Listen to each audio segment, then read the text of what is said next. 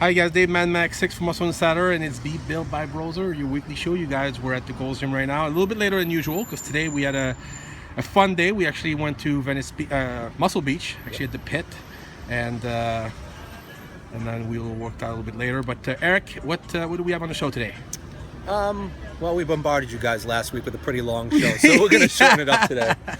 Yeah, it was a good show, though. Plus, yeah, I mean, Mark. we had some fun today. We went to Muscle Beach and went to an event there, and it was a lot of fun. So today we're going to show you something that I've been wanting to show you for a while, and luckily, Dave, you remembered about seated calf raises and a special way that I do seated calf raises. Every time we do it, I'm like, we got to show this. Yeah, we got to show this. It's a pretty unique movement. So I'm going to show you how I do seated calf raises.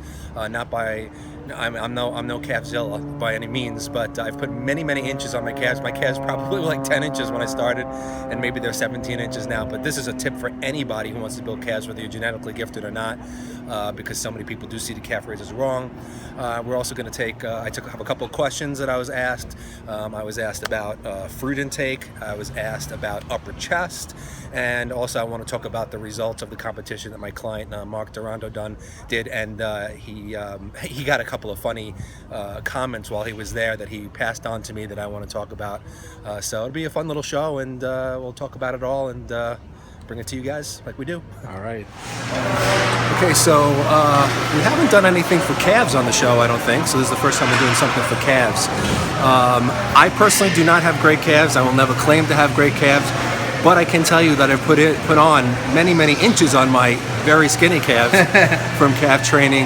But I have a trick for you guys for doing the seated calf raise. The seated calf raise is a movement that I see abused all the time. And when I say abused, I mean people load tons of weight on there. They sit up and they just bounce the weight up and down, and lean back and they pull on the handles, whatever. And I don't know why. I mean, it's not like an impressive movement. It's just a seated calf raise. But to me, I think what you need to do is you need to do the movement right. And I have discovered a special way of doing the seated calf raise, especially that is very effective. It doesn't take a ton of weight. But it gives you a complete range of motion from bottom to top to bottom, and I think that it's definitely helped my calves grow, and I've definitely gotten the outside portion of my calf, the soleus, which you see in side poses like side chest, side tricep when you step up on the calf, and it's given me a lot better split and a lot better lines in the side of the calf. So this is how I do it. Sitting down in the machine, just adjust that. Yeah.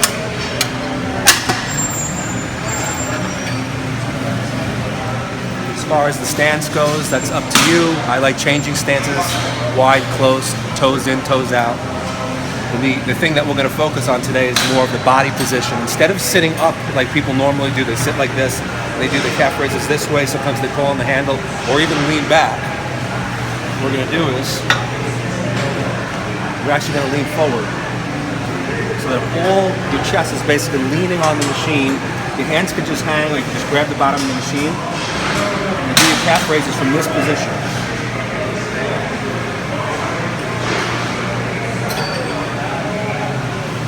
Full range of motion to the stretch, squeeze to the top. So you can see that there's absolutely no momentum. There's no swinging. It's a lot heavier too. It feels a lot heavier, and you'll feel a much more direct hit here on the outside of the calf, the soleus. It's a much more focused movement than if you're sitting up and you're doing them like this, where you can't get this much of a range of motion. Nice. So next time you do seated calf raises, give them a try like that. If people look at you funny, say I don't care because you're leaning forward in the machine like that. It's way better than regular calf raises. So if you're having trouble building your calves, and a lot of us do, because genetically we don't have really good calves, we have to use every trick in the book, and this is one of the best ones, especially for the soleus. So give it a shot. Nice.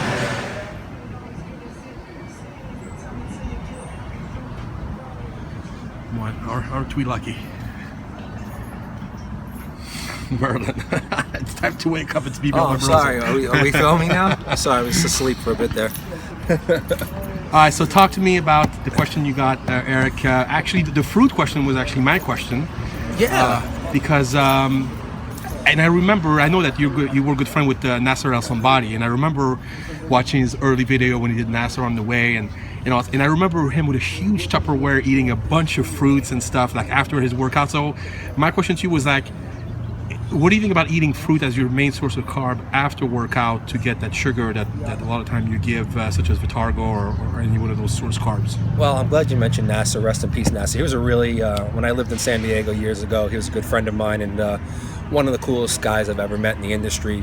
Got to train with him and hang out with him quite a bit, and he was actually, I mean, one of the most knowledgeable guys I've ever met. Very smart. In terms of but I have to say that the fruit thing, that he ate fruit after his workout was really not the smartest thing in the world. But, when you're Nasser El Somebody, when you're a genetically gifted freak of nature, Phil Heath, all these guys, obviously you can make certain errors and still be unbelievable. So I'm speaking to the people here who are, most of us are right in the middle. We're not genetically gifted. We're not genetically, enhanced to be, freaks. So we want every trick in the book that we possibly can to grow. So speaking about the fruit, fruit is healthy.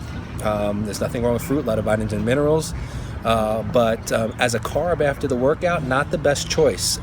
Fruit is is filled with, of course, fructose, which is fruit sugar. It varies a little bit from fruit to fruit, but fructose itself is not a great carb for refilling muscle glycogen stores, which is really the goal after a workout. When we train, we are pretty much ridding our muscles of glycogen, which is basically just stored glucose, which is what we use most of as an energy source when we train a high intensity type of exercise.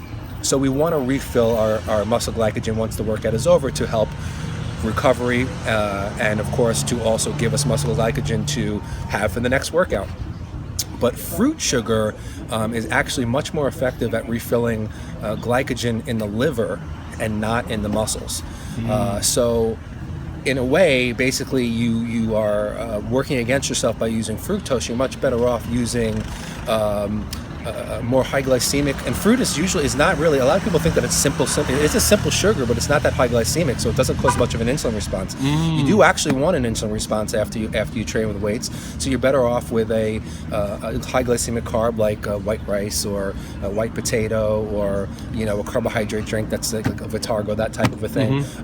And that's going to drive up insulin levels. The insulin is going to help you to store the carbohydrate, the glucose in the muscles as muscle glycogen. It's also going to help to drive whatever you've been taking, amino acids, creatine, glutamine. It's going to help to drive that into the muscle cells. So you want a high glycemic carb, number one, and you want a carbohydrate that is not fructose, especially because fructose is, like I said, it's very healthy. I don't usually use too much fruits when I'm dieting people down, because I do believe that it does hinder body fat reduction somewhat. But eat fruit, but eat it in the morning, as a morning carb, or an afternoon, but don't really use fruit as a post-workout carb, because you can, like I said, you're going to refill the liver first. You really want the muscles to get the glycogen, so you have better choices than fructose, that's for sure. Nice. Okay, next question, Marlon.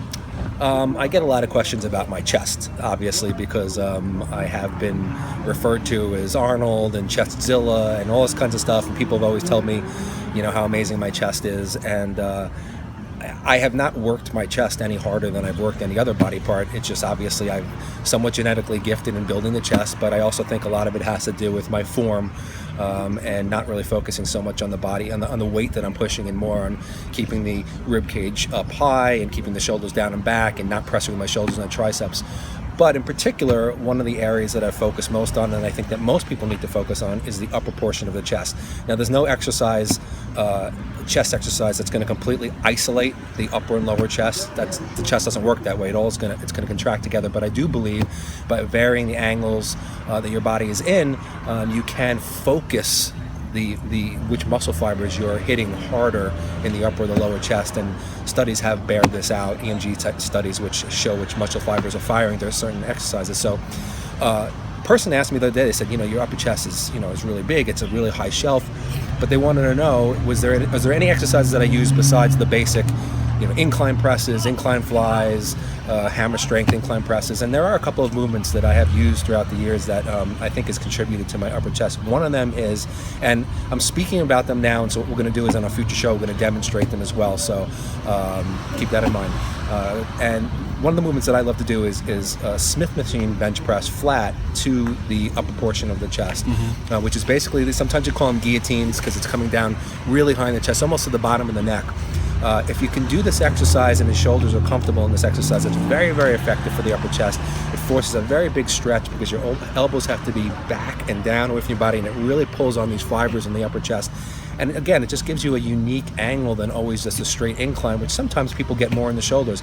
I feel a direct hit in the chest when I do, and I like to do them on a Smith machine. I don't like to do them with a free bar because I want to stay in that path that's basically straight up and down right to this portion of the chest. When you use a free weight bar, you can end up all over the place. So do them on a Smith. Another exercise which will probably surprise you, I haven't done them in a long time, but I used to do them, is reverse grip bench press. Now the reverse grip bench press, a lot of people think is for triceps. Of course triceps are involved, shoulders are involved, but studies have shown that the reverse grip bench press actually activates upper chest fibers even more strongly than incline presses, which is shocking to a lot of people. And I'm talking about a study. I'm not talking about bro science. I'm talking about this study that it shows that the fibers are activated from the reverse grip bench press. So when I had found that out, I started experimenting with it, and at first I couldn't really get the movement in my head, so I switched from a free bar to a Smith machine. And a lot of times, believe me, I love to use everything. I love to use free weights, I love to use machines, I love to use cables.